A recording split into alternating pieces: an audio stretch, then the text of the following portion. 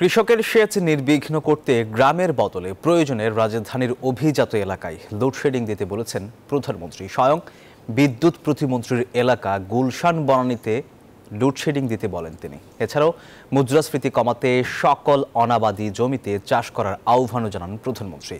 উৎপাদন বাড়িয়ে সবাইকে স্বাবলম্বী হওয়ারও আহ্বান জানান তিনি। সংসদে এসব কথা বলেন প্রধানমন্ত্রী।